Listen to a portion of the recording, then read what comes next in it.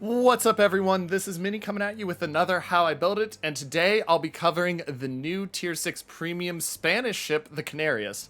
Now, before I get into this, a couple reminders. One, I did receive this ship from Wargaming for free for testing and review purposes. Two, don't forget to hit that like button on the video and make sure to hit that subscribe button for the channel. About 70 to 80% of you watching these videos haven't hit that button yet, and it really does help me out, so hit that button before we go any further. Now, Canarias, as I said, Tier 6 Premium Spanish. This is important to note that it is Spanish because it is not part of the European ships. Your captains do not train from the European ships. You cannot transfer captains from European to Spanish and back and forth. That's important to note. What makes this ship unique besides that? When we look at survivability, with the build, I have 38,000 hit points, which is a pretty decent amount of health for a Tier 6 heavy cruiser. Additionally, 203mm guns, 4x2, 8 of them, 12-second reload.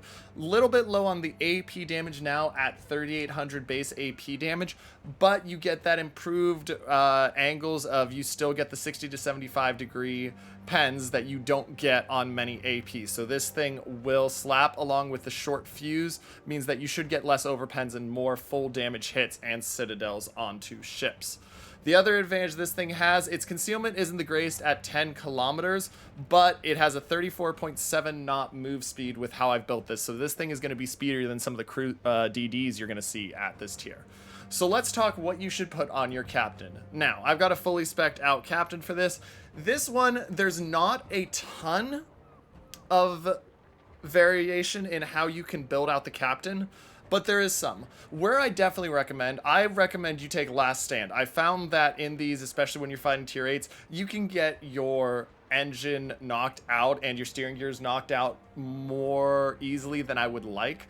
And you want to make sure that you're still able to maneuver, because with no smoke, you're dead duck if you don't have the ability to maneuver. I also like to take at tier 1, grease the gears, get that extra traverse speed, because this brings our 180 degree turn time down to 19.6 seconds. Tier 2 skills, consumable enhancements. You want to get that 10% bump on both the hydro and the speed boost. That's really nice to have. At tier 3, you absolutely want adrenaline rush, and you absolutely want survivability expert. Like I said, with no heal, you want every ounce of health you can get. Now, there is some debate. I have in the past run heavy AP shells. However, 5% on this ship only takes it from 3,800 up to 3,990. So it's a 190 increase per shell. It is a nice increase. It's definitely worth considering. But I evaluated and said, you know what? I like having the extra hydro and extra speed boost more. But I can't fault you if you go with the recommended skill. Tier 4, you definitely want Concealment Expert. Bring that concealment down to 10 kilometers because you want to stay undetected more. And here's where it gets interesting. I see, honestly, 3 different ways you could go. Because you're going to be hunting DDs to some extent, you could go for radio location, RPF, have the ability to know where ships are, and that's not a bad idea. You have hydro, so you are a little less concerned about running into torps, though, but it's nice to know where the DDs are. The one I chose to take was Top Grade Gunner. Now, I don't care about the secondary battery reload time on this, but I do like having the 8% main battery reload time whenever there's a visible enemy ship within your ship's standard detectability range.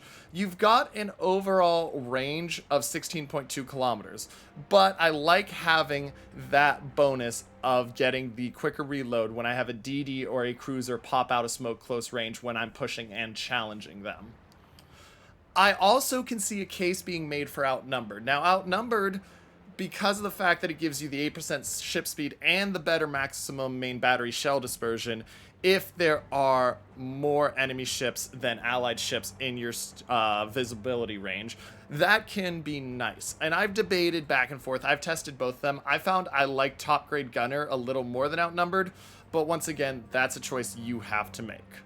Now, let's talk about the equipment you're going to take on this. So, as I said, you get the Hydroacoustic Search, you get an engine boost, and you get a 4-kilometer depth charge airstrike, which is a nice little feature. In slot 1, you're going to want to take main armaments mod. You're going to want to make sure that your main battery guns are surviving. You don't want to lose any of those. In slot 2, I went back and forth here between engine boost mod and hydroacoustic search mod because I do think having one of those is nice. I chose to go with engine boost. This has gotten my engine boost time up to 257.4 seconds and an 85.5 second reload time, which means that I'm going for 3 minutes and almost 40 seconds before my engine boost is gone, which means this thing can run around. And when you add 15% speed to 34.7 knots, you're coming in quite close to hitting 40 knots in a tier 6 heavy cruiser, which is hilarious. Slot 3, I like to have aiming systems just to get that maximum battery shell dispersion down. The other advantage is because we're running top grade gunner, making our secondary range a little bit longer never hurts. And then in slot 4, I run prop mods so that I can speed juke with the best of them because I'll be able to slam on the brakes and then I'll be able to speed up again. And with 40 knot speed, if I'm speed boosting, this makes it hilariously hard to hit. Let's talk exterior finally. First off, you have a choice of 2 camos. The Canarias camo honestly doesn't impress me that much. It kind of looks like they really just slapped 2 Spanish flags on it. I find I like the Atlantic camo a little bit more. You still have the Spanish flags propped here, but I think it looks a little bit cooler. Your choice which one you take. Neither one's a bad one to take. Over on flags, same as story as always. If you have a flag that gives you any bonuses, take it, otherwise doesn't matter what you put on it. Now let's talk signals. So for signals, I would absolutely recommend for this one in economic taking commander XP and XP per battle. You want to put as much as you can on this to build it up as possible because remember, there's no other trainer for Spanish captains. Now, do we know if any more Spanish ships are coming? No. But it wouldn't surprise me if we see more Spanish ships in the future. So having a 21-point premium captain ready to go as quick as possible for when they're here is nice. Plus, you want as many points as possible just for grinding this thing. Talking combat flags. I love having the continuous AA damage just because you're going to have planes focus you, but that's not a critical one. You can skip that if you want. What is critical is Sierra Bravo. You want to have that longer hydroacoustic search time, bring it out as long as possible, and then I like to have November Foxtrot for the preparation and reload time of ship consumables being cut down, along with bringing that ship speed up with Sierra Mike. Because you have no heal and you're forced to rely on DCP, I take flooding and fire extinguishing times just to make sure that I'm not dying, and then detonation flag is always worth considering. Then finally, with my other one, I take Mike Yankee. And the reason for this is, once again, I don't care about the secondary guns. I'm not using those, but having the secondary range bumped out, and this gets us to a 5.5 kilometer secondary range, means that I'm getting more out of top grade gunner when I get into fights with DDs so that I can speed up my reload and get more out of it. If you want to go outnumbered, this one is not as important, and honestly, outnumbered, it really is a toss-up which way you go. I like top grade gunner a little more. Outnumbered, though, can still be very good. Anyway, ladies and gentlemen, that's how I've built out my Canarias.